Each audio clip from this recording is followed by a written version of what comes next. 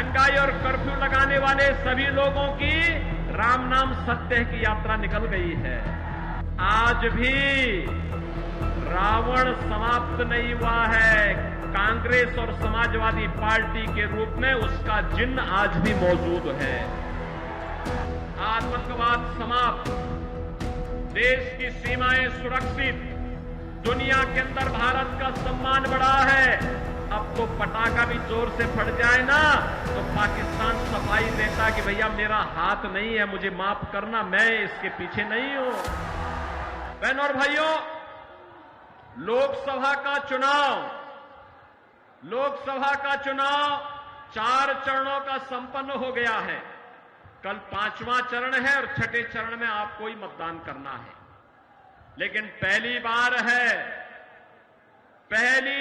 है 4 जून को क्या होने जा रहा है, दुनिया भी और देश भी इस बारे में पहले से ही अनुमान लगा चुका है। परिणाम के बारे में निश्चिंत है और परिणाम क्या होने जा रहा है कि फिर एक बार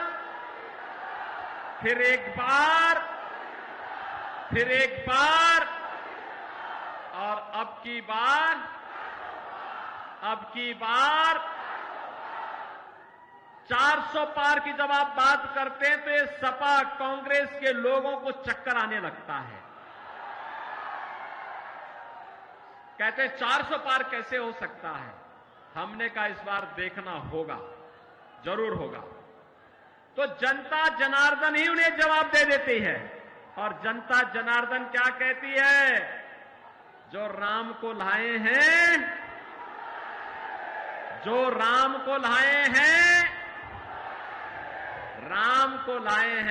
बहनों और भाइयों, भारत के इतिहास की सबसे महत्वपूर्ण घटना जो दुनिया के लिए असंभव था, जो कांग्रेस के लिए असंभव था, जो समाजवादी पार्टी के लिए असंभव था, मोदी जी ने संभव बनाया। 500 वर्षों का इंतजार समाप्त करवा करके अयोध्या में रामलला को विराजमान करवा दिया।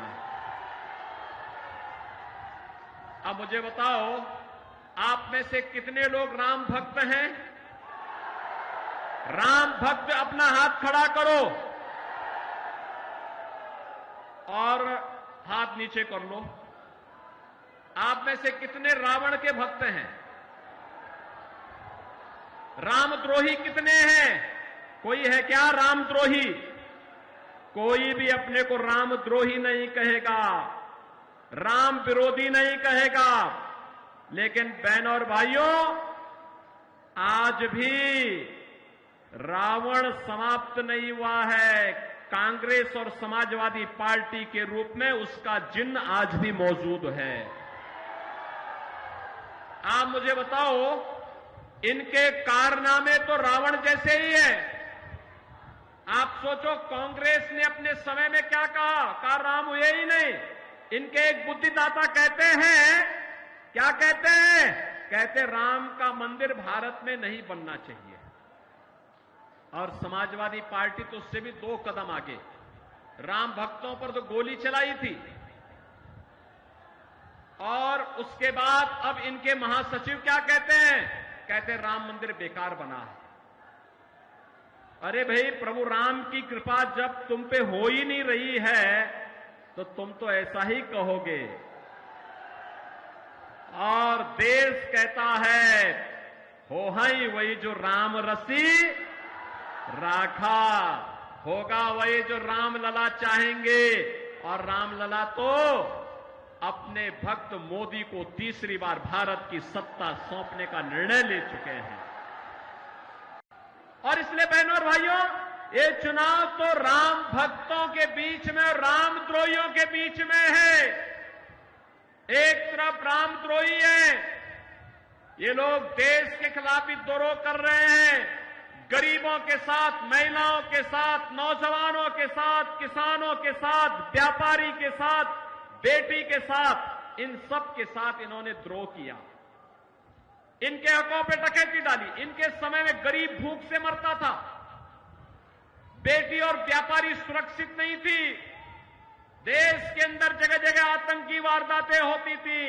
और जब आतंकवाद पर हम इनके खिलाफ बोलते थे कि भाई ये आतंकवाद की समस्या का समाधान करो, तो कहते थे हम क्या करें, लाचार होते थे, कहते थे आतंकवादी तो सीमा पार के हैं। बहनों और भाइयों, आज आतंकवाद समाप्त, देश की सीमाएं सुरक्षित, दुनिया के अंदर भारत का सम्मान बढ़ा है। अब तो पटाखा भी जोर से फट जाए ना तो पाकिस्तान सफाई देता कि भैया मेरा हाथ नहीं है, मुझे माफ करना, मैं इसके पीछे नहीं हूं। भय बिनु होई न प्रीति। ये पाकिस्तान जो आज बोली उसकी बदल गई है, उसे मालूम है ये नया भारत है, मोदी का भारत है। छेड़ता नहीं है, लेकिन कोई छेड़ता है तो उसको छोड़ता भी, घर में घुस करके मारता है, घर में घुस करके। ऐसे ही आप देखो, ये समाजवादी पार्टी के मुखिया क्या क्या बातें करते हैं भैया, आप देख रहे हो ना इनके हाल।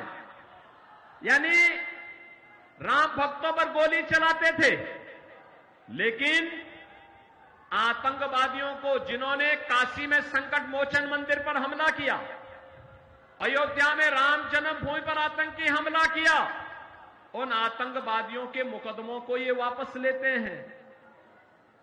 राम भक्त कल्याण सिंह जी जो प्रदेश के पूर्व मुख्यमंत्री थे, उनकी मृत्यु होती है, संवेदना के एक भी शब्द नहीं।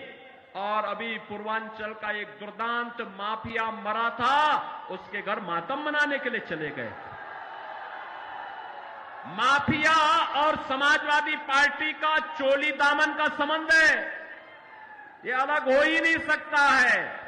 और इसीलिए हमने भी तय किया है, भगवान राम का प्रणता निस्सरहीन करो मई भुज उठाए प्रण कीन। हमने भी तय किया है उत्तर प्रदेश की धरती से भारत विरोधी, राम द्रोही और ये जो माफिया गरीबों का खून चूसते थे, इनको पूरी तरह हटा करके रहेंगे, पूरी तरह समाप्त करके रहेंगे। और इसीलिए आज मैं आया हूं आपसे कहने के लिए, हर राम भक्त भाजपा के पक्ष में है, हर राष्ट्र भक्त भाजपा के पक्ष में है। और बहनों और भाइयों, एक तरफ मोदी जी के द्वारा किया गया काम, highway, railway, airport, IIT, IIM, AIIMS, दुनिया का सबसे अच्छा कैंसर हॉस्पिटल आपके वाराणसी में खुल चुका है, मुंबई अब नहीं जाने की आवश्यकता है। ऐसे ही ये गिरीश यादव, रमेश सिंह, रमेश मिश्रा, ये सभी लोग जब मेरे पास आए, इन लोगों ने कहा कि हमारा जौनपुर का मेडिकल कॉलेज चालू हो। बहनों और भाइयों, मुझे बताते हुए प्रसन्नता है, जौनपुर का मेडिकल कॉलेज चालू हो गया। हमने कहा जितना पैसा लगेगा हम देंगे, लेकिन इसको बंद नहीं होने देंगे।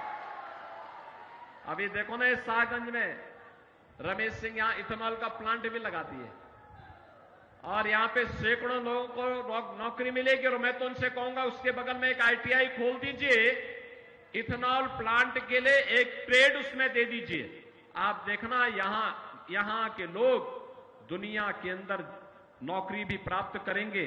और जब यहां निवेश होगा, अब हम औद्योगिक निवेश की नई गति को आगे बढ़ा रहे हैं, क्योंकि अब यूपी में दंगा नहीं होता, कर्फ्यू नहीं लगता। दंगाई और कर्फ्यू वाले सब, दंगाई और कर्फ्यू लगाने वाले सभी लोगों की राम नाम सत्य की यात्रा निकल गई है।